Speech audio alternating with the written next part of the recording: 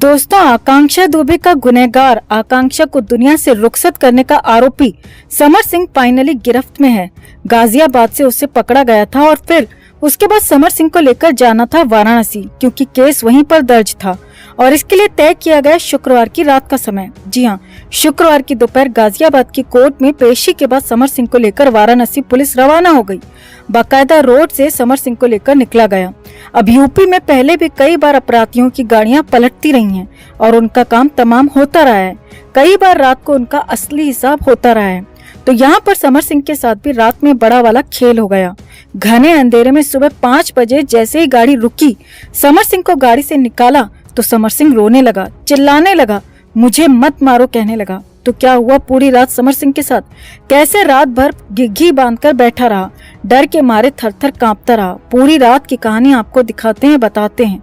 आप भी इस वीडियो को ज्यादा से ज्यादा लोगों तक पहुंचाएं और कमेंट में से लेकर अपनी बात, अपनी राय जरूर रखें। आकांक्षा के इंसाफ के लिए इस चैनल के साथ जुड़े, हमारी ताकत बने। चैनल को सब्सक्राइब करें। तो समर सिंह को लेकर सबसे बड़ी खबर आपको बताने जा रहे हैं दोस्तों, क्योंकि समर सिंह के साथ वाराणसी पुलिस ने रात में बड़ा वाला खेल कर दिया। जी हाँ, पूरी रात की कहानी, समर सिंह के कांपने की कहानी, कैसे गाड़ी से निकाला और कब कब क्या हुआ, कब कब बाहर निकाला, सब कुछ आपको सिलसिलेवार तरीके से बताते हैं। गाजियाबाद में समर सिंह को कोर्ट में पेश करने के बाद ट्रांजिट रिमांड पर लिया गया और फिर दोपहर करीब 3 बजे के आसपास सारी फॉर्मेलिटी पूरी करने के बाद समर सिंह को लेकर पुलिस वाराणसी के लिए रवाना हो गई। पुलिस अपनी गाड़ियां लेकर आई थी और उन्हीं 2 गाड़ियों के साथ समर सिंह को बाय रोड लेकर ही पुलिस चल पड़ी। करीब 8.5 किलोमीटर की ये दूरी थी, जिसमें करीब 12 घंटे का वक्त लगने वाला था और इसके लिए रास्ता चुना गया यमुना एक्सप्रेसवे का।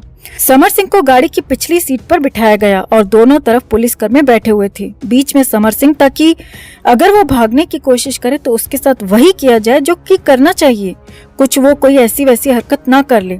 गाजियाबाद से ग्रेटर नोएडा होकर आगरा पहला पड़ाव था और शाम करीब 6:30 बजे के आसपास गाड़ियां आगरा पहुंची। पुलिस सूत्रों के मुताबिक वहां पर आगरा टोल पर गाड़ियों को रोका गया। समर सिंह को भी गाड़ी से उतारा गया। हालांकि समर सिंह थोड़ा सा घबराया हुआ था, लेकिन हाँ, ज्यादा अंधेरा नहीं होने के कारण समर सिंह खुद को ठीक करने की कोशिश में जुटा रहा। करीब 15 से 20 मिनट गाड़ी वहां पर रुकी और वहां पर फ्रेश हुए और नाश्ता करने के बाद वहां से गाड़ियों का सिलसिला, काफिला आगे निकल गया और इस बार रास्ता पकड़ लिया लखनऊ एक्सप्रेसवे का। अब यहाँ पर आगे बढ़ने से पहले समझिए, यमुना एक्सप्रेसवे में खासी चहल पहल रहती है, गाड़ियाँ काफी ज्यादा रहती हैं, लेकिन लखनऊ एक्सप्रेसवे में बिल्कुल भी चहल पहल नहीं रहती और अक्सर कई किलोमीटर तक गाड़ियाँ दिखती ही नहीं हैं। और ये सब कुछ देखकर समर सिंह फाइनली घबराने लगा और शायद उसे गाड़ी पलटने का डर अब सताने लगा था। हालत यह थी कि समर सिंह गाड़ी के अंदर ही कांपने लगा था। जी हाँ, पुलिस सूत्रों के मुताबिक समर सिंह डर के मारे कांपने लगा, सुसु आने की बात कहने लगा। अब पुलिस कर्मियों ने गाड़ी रोकी भी तो समर सिंह ने गाड़ी से उतरने से ही मना कर दिया। जी हाँ, समर सिंह ने साफ साफ इनकार कर दिया कि वो गाड़ी से नहीं उतरेगा, क्योंकि वहां पर वीरानी थी और समर सिंह को लग रहा था कि कहीं उसे गाड़ी से उतारकर यहीं पर काम तमाम न कर दिया जाए, कहीं गाड़ी फिर से पलट न जाए। अब हालत ये थी कि समर सिंह दहशत में जी रहा था। जी हाँ, पुलिस सूत्रों के मुताबिक जो टीम समर सिंह के साथ थी, उन्होंने बताया कि इतनी दहशत में कभी किसी को नहीं देखा जितनी दहशत में समर सिंह था। समर की हालत ये थी कि वो रोने लगा, गिड़गिड़ाने लगा, कहने लगा, मुझे माफ कर दो, मैंने कुछ नहीं किया। आकांक्षा ने तो कोई नोट भी नहीं लिखा था, फिर क्यों मेरे साथ ऐसा हो रहा है? पुलिस कर्मियों ने भी जवाब दिया कि अभी तो कुछ किया ही नहीं, बस फिर क्या था। समर सिंह की हालत और ज्यादा खराब हो गई। दोनों गाड़ियां वाराणसी की तरफ एक्सप्रेसवे पर 100 किलोमीटर से भी ज्यादा की रफ्तार में दौड़ रही थीं। समर सिंह के दिल की धड़कनें उससे भी ज्यादा रफ्तार में भाग रही थीं। हालत ये थी कि समर सिंह को चैन सुकून तो बहुत दूर की बात है, आंखें एक पल के लिए नहीं झपका रहा था। पुलिस सूत्रों के मुताबिक समर सिंह दोपहर तक, यानी कि दिन के उजाले में सिर झुकाए बैठा रहा, मुंह छिपाए बैठा रहा।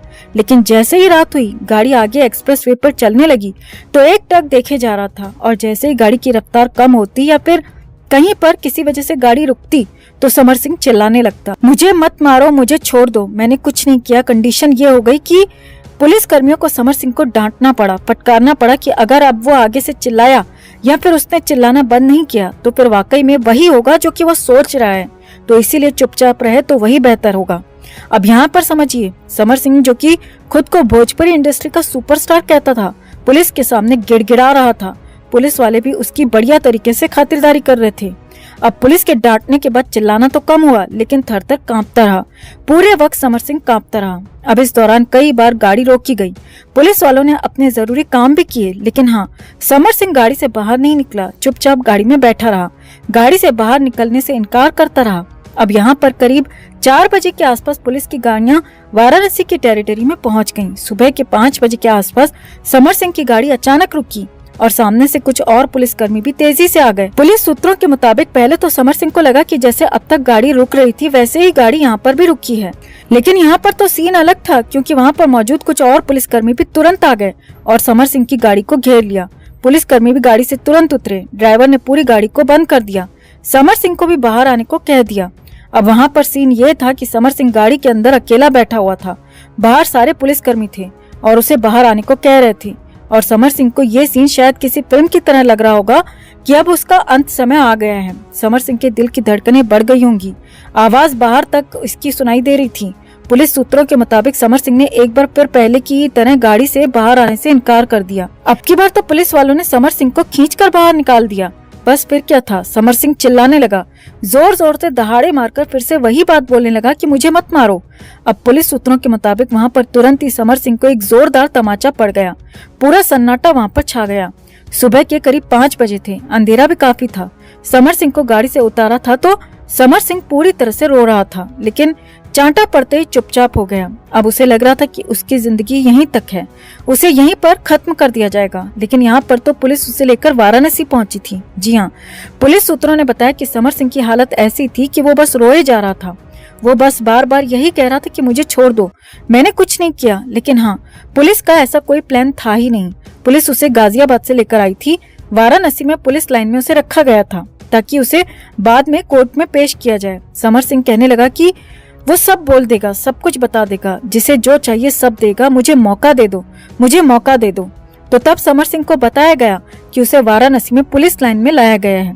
यहाँ पर कुछ वक्त के लिए उसे रखा जाएगा और फिलहाल उसे कुछ भी नहीं होगा, लेकिन उसे ये सब कुछ सच सच बताना होगा, पुलिस का पूरा साथ देना होगा। और समर सिंह पूरी तरह से तैयार हो गया। अब शनिवार के चलते कोर्ट में छुट्टी है, लिहाजा समर सिंह को स्पेशल मजिस्ट्रेट के सामने पेश किया जाएगा। वहाँ पर 7 दिन की रिमांड लेने की पुलिस कोशिश करेगी और उम्मीद है कि रिमांड मिल भी जाएगी, क्योंकि मामला बहुत बड़ा हो चुका है, हाई प्रोफाइल हो चुका है। और उसके बाद समर सिंह पूरी कहानी बताएगा, पूरा खुलासा करेगा कि क्या हुआ था आकांक्षा के साथ, कैसे उसने 3 साल तक आकांक्षा को टॉर्चर किया था और कैसे आकांक्षा को मजबूर कर दिया, कैसे आकांक्षा के साथ पूरा का पूरा खेल कर दिया और उस रात की कहानी क्या थी। ये सब कुछ समर सिंह बताएगा, अपनी जुबान से बताएगा। तो आपका इस पूरे मामले पर क्या कहना है? रात भर के इस खौफ पर क्या कहना है? समर सिंह की हालत पर क्या कहना है? क्या समर सिंह इसी लायक है? कमेंट में आप भी अपनी बात, अपनी राय जरूर रखें और वीडियो को लाइक और शेयर कर अपना प्यार और सपोर्ट भी जरूर दिखाएं।